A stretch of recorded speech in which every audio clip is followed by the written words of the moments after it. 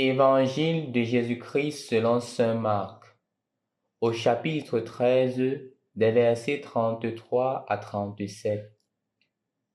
En ce temps-là, Jésus disait à ses disciples, Prenez garde, restez éveillés, car vous ne savez pas quand ce sera le moment. C'est comme un homme parti en voyage. En quittant sa maison, il a donné tout pouvoir à ses serviteurs, fixé à chacun son travail et demandé au portier de veiller. Veillez donc, car vous ne savez pas quand vient le maître de la maison, le soir ou à minuit, au chant du coq ou le matin. S'il arrive à l'improviste, il ne faudrait pas qu'il vous trouve endormi. Ce que je vous dis là, je le dis à tous. Veillez. Au nom du Père, et du Fils et du Saint-Esprit. Amen. Le soit Jésus-Christ. Nous célébrons aujourd'hui Saint François Xavier, le saint patron des missionnaires xavériens. Donc, c'est une fête pour nous, les missionnaires xavériens. C'est notre saint patron et notre modèle parce qu'il est aussi le saint patron des missions. C'est à travers lui, à travers son modèle, que nous nous engageons à faire connaître Jésus de par le monde entier, à faire connaître Jésus à tous ceux que nous rencontrons et nous leur faisons comprendre effectivement que le Seigneur nous a séduits, le Seigneur nous a aimés, le Seigneur nous aime et le Seigneur nous aimera toujours. C'est justement ce saint patron-là, à travers son zèle, à travers son déploiement, à travers son amour fou pour l'annonce de Jésus et pour Jésus. Donc, chers frères et sœurs dans le Christ, bonne fête à tous les missionnaires xavériens, bonne fête à toutes les personnes qui célèbrent aujourd'hui leur saint patron, François Xavier, et bonne fête à toi et à moi, qui nous sommes engagés comme chrétiens à suivre ce Jésus qui nous a séduit, qui nous séduit et qui nous séduira toujours. Bonne fête aussi à tous ces confrères-là qui ont été ordonnés en ce jour. Beaucoup de Xavériens ont reçu le sacrement de l'ordre, le premier degré, le diaconat en ce jour. Je pense ainsi à tous ces jeunes confrères du Philippines qui, en ce jour, généralement, reçoivent le sacrement de l'ordre. Chers frères et sœurs dans le Christ, l'évangile d'aujourd'hui tombe à pic avec la nouvelle rentrée, ou du moins la nouvelle année. Nous avons fini l'année liturgique A, nous entrons dans l'année liturgique B. Et entrant dans l'année liturgique B, le Seigneur nous donne des paroles qui doivent nous guider tout au long de cette année. Comment mener la vie chrétienne en cette nouvelle année liturgique B qui commence. Nous le verrons dans quelques jours. Comment est-ce que cette année est structurée? Comment est-ce que nous allons la vivre? Mais de prime abord, remarquons quelque chose de fort. Jésus commence cette affirmation avec une interpellation très forte. Veillez. Veillez. Ça fait peur. Dans la mesure où ce n'est pas l'expression qui doit être utilisée pour quelqu'un à qui on souhaite la bienvenue dans une maison. On ne peut pas commencer à te dire « veille ». C'est un peu effrayant, à la limite même irritant. Ça rend un peu la personne sur la défensive.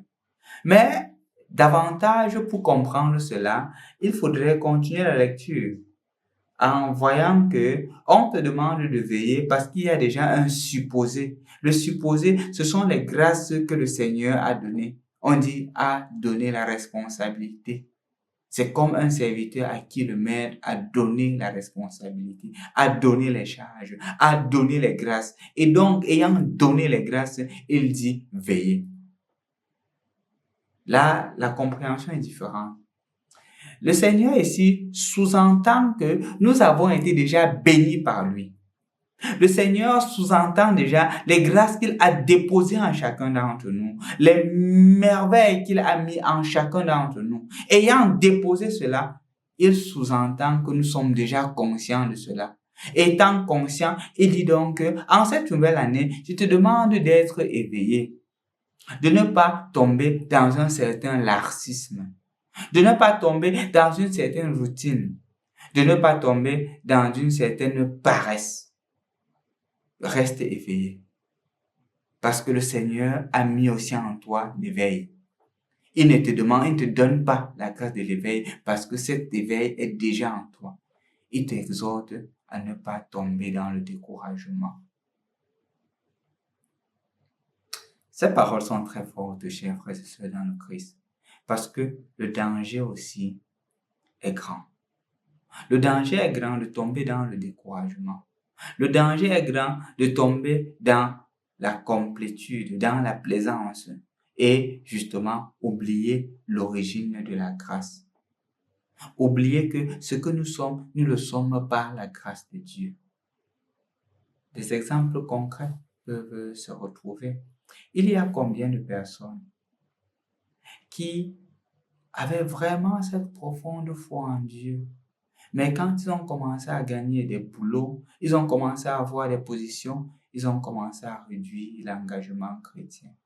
Parfois, ces personnes venaient à l'église matin, midi, soir, priant, demandant des prières pour qu'ils soient exaucés, pour qu'ils puissent trouver le travail, pour qu'ils puissent faire ceci, pour qu'ils puissent avoir cette opportunité. Et lorsque l'opportunité a été obtenue, ils ont commencé à disparaître. Quand on le voit, c'est tout simplement parce que je suis fatigué, c'est tout simplement parce que je suis occupé, j'ai trop à faire. Et c'est ainsi que progressivement, on s'éloigne de Dieu.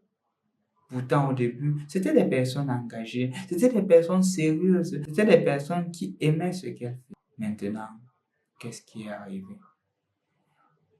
La possibilité d'avoir du gain, la possibilité d'avoir des positions les a éloignés de Dieu plutôt que de les rapprocher. Veillez. Combien de personnes, même dans les chorales, ont commencé en chantant très bien, en étant bien au service de la communauté. Mais quand ils ont commencé à bien développer le talent, ils ont gagné une certaine confiance en soi, ils ont commencé à utiliser ces talents-là pour narguer les autres, pour pouvoir tromper les autres, pour pouvoir escroquer les autres. Veillez. Veillez de ne pas tomber dans cela. Veillez de ne pas tomber dans l'abus de pouvoir. Veillez de ne pas tomber dans la recherche des choses tellement mondaines au point d'oublier Dieu.